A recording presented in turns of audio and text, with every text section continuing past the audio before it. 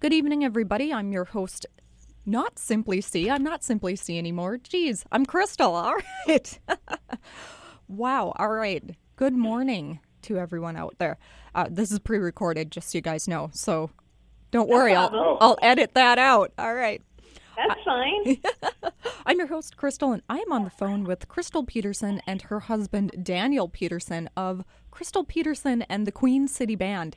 That is a mouthful and a half, but it's it's an absolutely phenomenal band. I've heard a number of your songs now.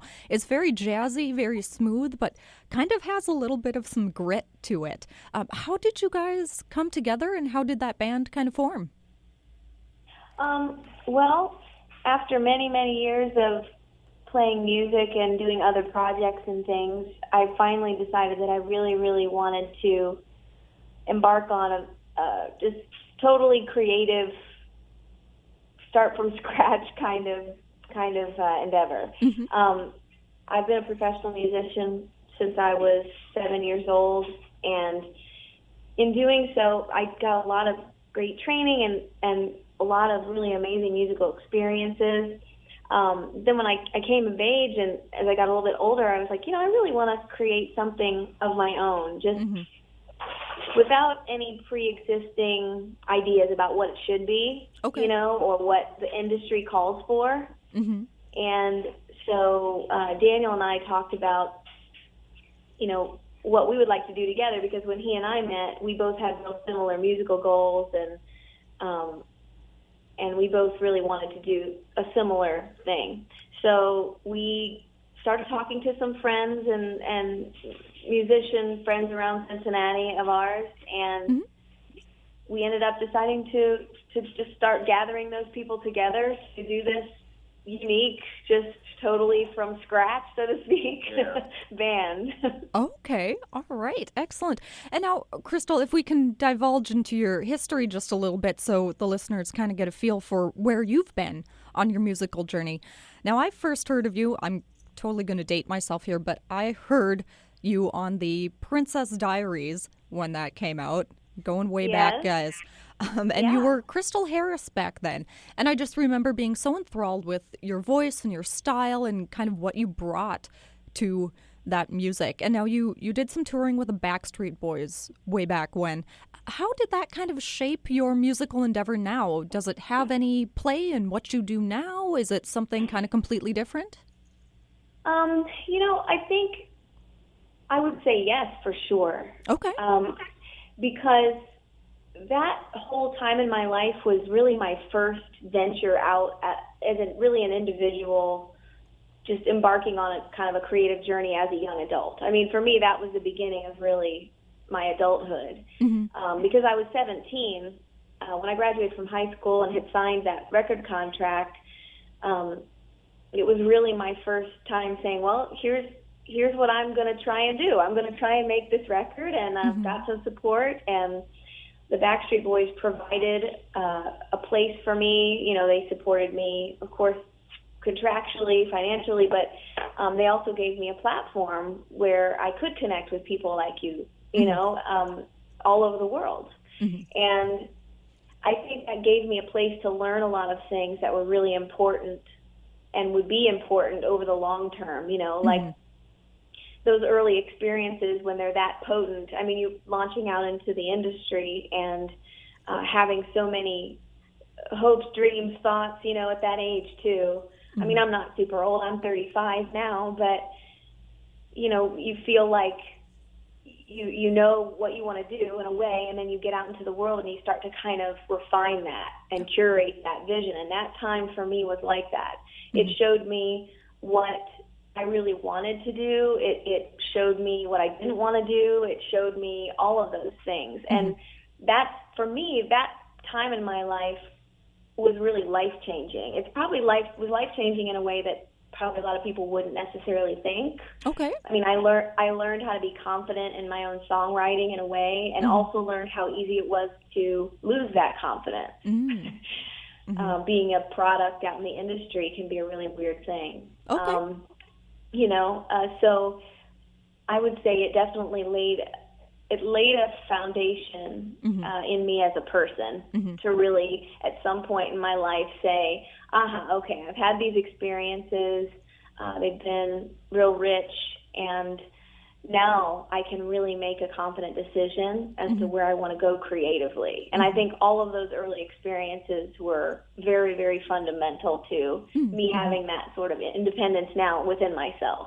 Okay, all right. Yes, I was reading on your website, and because I had always wondered what had happened to you, just kind of throughout the years, and then finding other music and things like that. But Sure. your introduction on your webpage, you speak of it very elegantly and very beautifully, that it was almost kind of prepackaged. Every night became the same routine over and over and over again, and you didn't have any kind of wiggle room, it sounded like.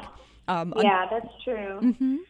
And that's, at the time, and it may be now, I'm not sure, but at the time in that particular industry, that was the standard, But I think, like what I was just describing before about how the experience helped me gauge things, that's exactly what I'm referring to. You try on a shoe and see if it fits or not. And in that scenario, I just felt like, I didn't have any way to move outside of the boundary lines of what I was doing. And I grew up in an environment where that was the opposite. My mom's a jazz musician, really. Okay. She's a jazz and gospel musician. So that's a super free-form approach, you know. So going from that to a straight-up pop packaged 30-minute opening act show, and everything is very much like that. It was weird, I think. I mean, at first it was like, okay, this is cool, but then, like you said, after doing it so much, I started to feel like I couldn't access the people because I didn't have an open enough vehicle to do it, and that made me really sad deep down. I guess that's just when something isn't fitting, Right. And Daneil, let's jump into your history a little bit here. How did you get started in your musical endeavor? You now play drums for the Queen City Band, aka your wife's band. If I can put it that way. Yeah, sure. I grew up, started playing drums in church. Okay. And then pretty early out of high school, started just getting different local gigs around Cincinnati. Just started playing in clubs and in different venues around town. And over the years, I've joined several different bands that have done some regional touring and things like that. So my experience was actually a way different than Krystal's. Very independent and, kind of do-it-yourself. Touring and things like that, playing long hours in clubs and So me and Krystal got married and started the band with a bunch of our friends, as she said, and that's what we're doing now. Okay, all right. Yeah, Daneil, I would mention this too. Like Daneil really, when I pulled away from the industry for a while, obviously, as you mentioned, and just to kind of pull back to get some perspective and start to ask myself some essential creative questions, like what am I looking to create, and what's really in my heart, and what barriers have I put up perhaps to that, I feel like you can only blame the industry so much. It's really about the musician. What do you want to do? What do you want to create? And what are your own personal barriers? Are you putting yourself into a box? Are you putting yourself into a certain framework, feeling like you have to do that because that somehow you feel like that might be the only definition of success? Okay. And when I was doing that, that's when I met Daneil. And Daneil, coming at music from a completely organic place without really any kind of prerequisite like that, or having ever he never had to be shoved into a framework or anything. He just came from it, from his guts, his heart, and had talent, just raw talent. And I was inspired by that. I went to a lot of his shows and then met friends and went to their shows, and I watched them perform to people every night. And I could just tell it was about it was about the authenticity of what was coming out of their heart. They were saying something true and real, and it reminded me. It was like I recalled why I wanted to do this when I was a kid. I remember why it brought me so much joy. It was because it was instinctual, like a bird. You know, it's like a bird just flies because that's what it's made to do. And when I met Daneil, I felt like that's the relationship he had to music, and it really inspired me, and we really connected. And then we were like, yeah, let's create that feeling, Right. and let's keep doing it, and let's create a thing where we can also, you know, help others realize that same musical freedom. All right. So would you label yourself as independent artists now? Yeah, I would say independent, or what's the other term? Self-released or self-promoted? Self-promoted, yeah. Self-promoted. I would say absolutely. All right. I love it. I love it. So let's talk a little bit about your kind of recording style and lyric style. When you guys go in to record, do you have an at-home studio that you do most of it? Do you go into an actual recording studio? We do a lot of our writing and arranging pretty much in our basement. We have like a practice studio down in our basement. And so when we go into the studio, we usually have a pretty good idea of what we want to lay down. Okay. And, yeah, we work a lot of that out here at home, really. You know, partly, it's funny, part of that is, of course, practical, as most musicians know, because you want to go in not being able to, you can't sit there for hours because you're going to end up paying a lot of money. Right. You know, so part of it's practical, but the other part of it is just getting familiar with the music, but not too familiar with the music, so that when you go in, it's something that's happening in the moment, you know. We also have lots of friends that have different studios in the area and in the region. And it's funny because the record that you said you'd listened to was done in a studio here called Audio Grotto with a friend of ours, Matt Huneman. And I had known him from the commercial music world back when I used to do a lot of commercial music, meaning like actual commercials and jingles and things. Oh, okay. And he'd always wanted to do kind of a record like this, and I said, well, let's do it together, and we did. And now we feel like we're in a place where we have more relationships with different people within the town and the region, and we've been thinking about doing other types of collaborations. And some of those people have home studios, and some of them have fully established studios and things like that. So when you asked that question, the first thing I thought of was, well, like Daneil said, we do a lot of our writing downstairs, but we also really record with a lot of different people and a lot of different formats. And we love collaborating, too, with other artists and supporting other artists. Yeah, it sounds like you guys have really found that community niche in the independent artist industry. Now I'm going to do a shameless plug for Duluth Superior.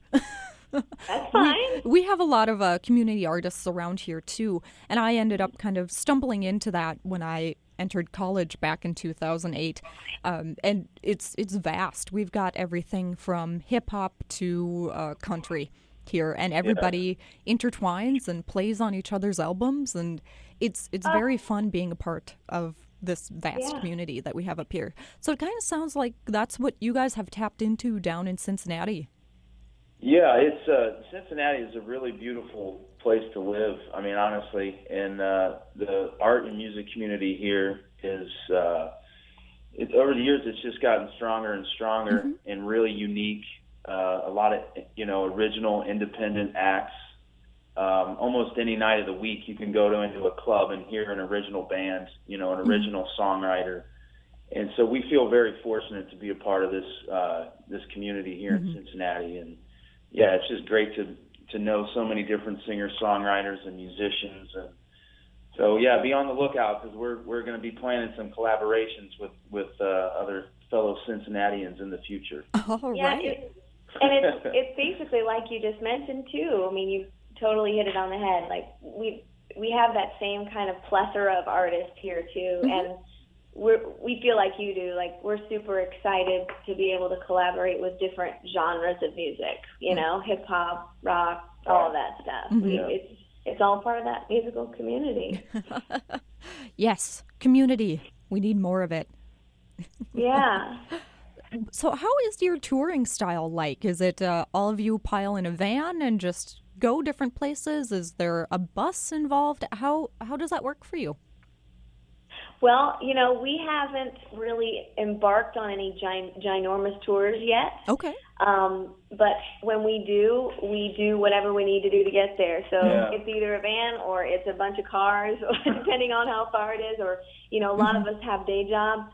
So we may need to, we may not be able to leave at the same time. So sometimes we just meet each other there. It just depends really on what it is we're doing at this point, because it's not super consistent touring yet, but it's something that we're aiming for in the future. Because we've been investing our first several years here in creating a sound, and now we're actually just now starting to book larger segments of touring for this next year. Okay, all right. Anything that you can divulge to us? I don't know if we can yet. We've got some things in the works, but yeah. Again, keep a lookout for us, because we're hoping to get all across the country soon.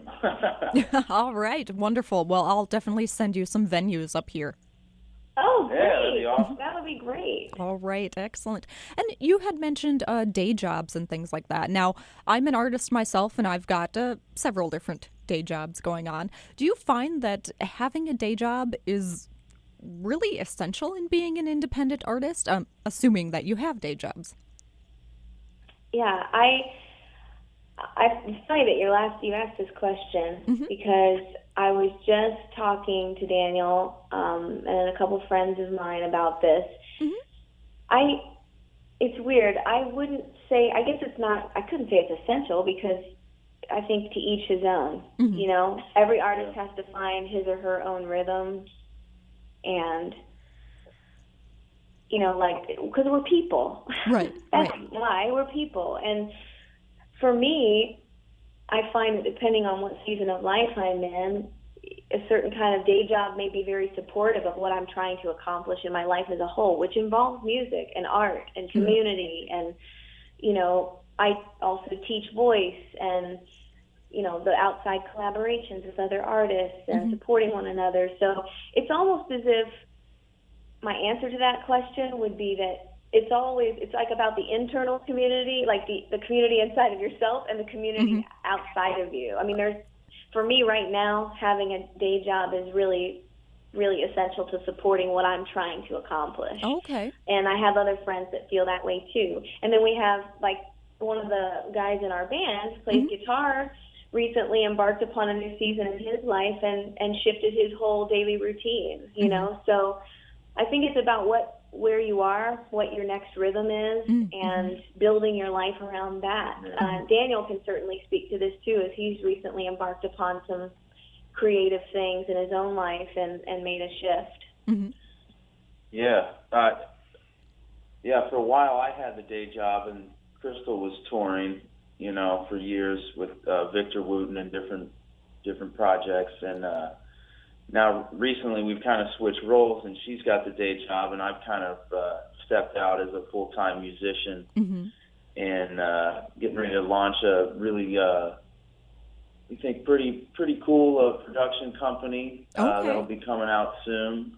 Can't talk too much about it, but a lot of mixed media and merchandising and things like that. So, yeah, I mean, sometimes you gotta swing hammers and paint houses or do whatever to pay the bills. But there's also times in life where I think you gotta just step out and be bold and try something. Try and create something for yourself.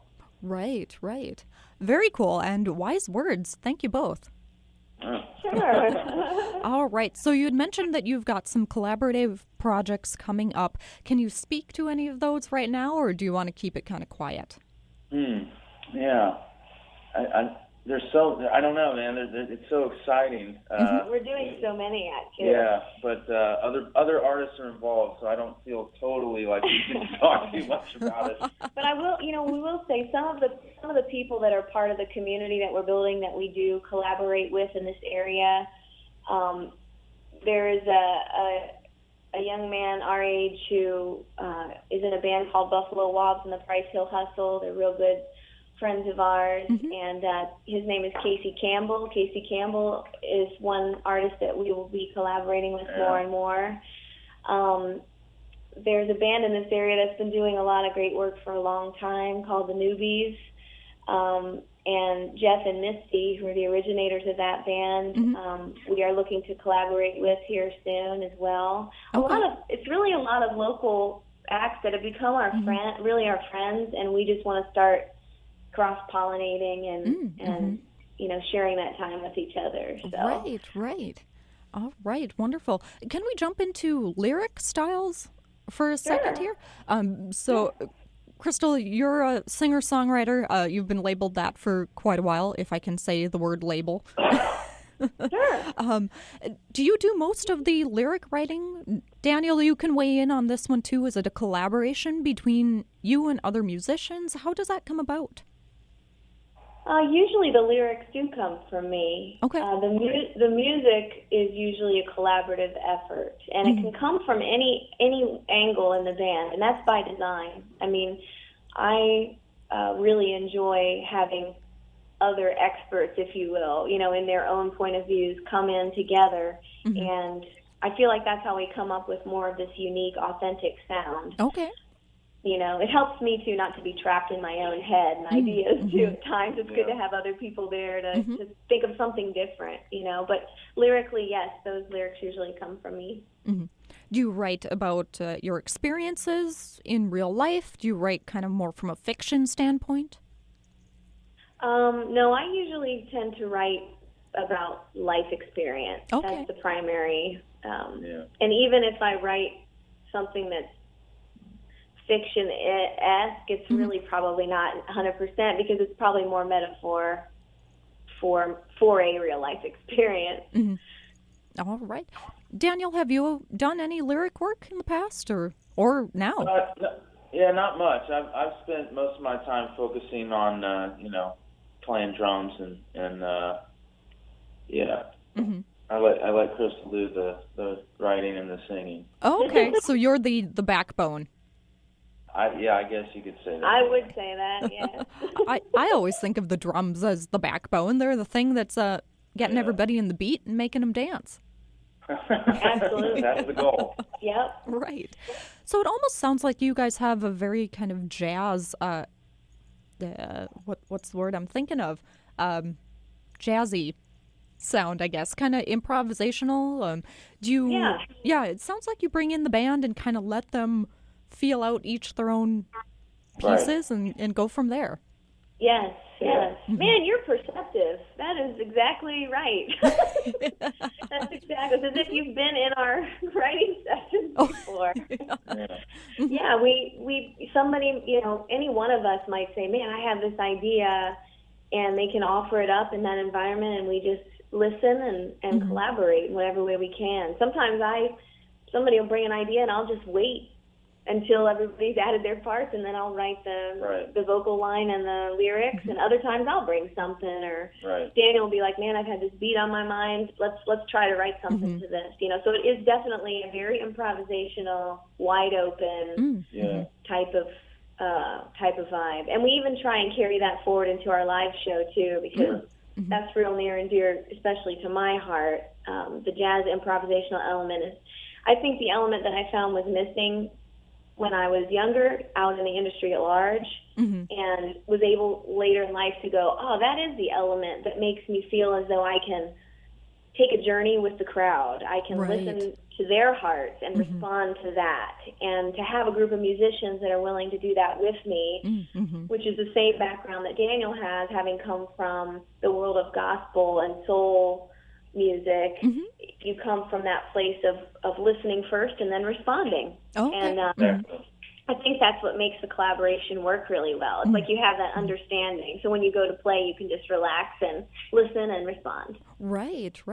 All right. And guys, if somebody's interested in your albums or getting a hold of your music, how can they do that?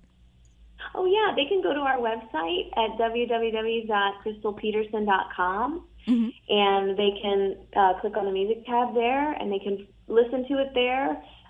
They can go to SoundCloud just to stream it, or Spotify, or they can even just get it on the iTunes store.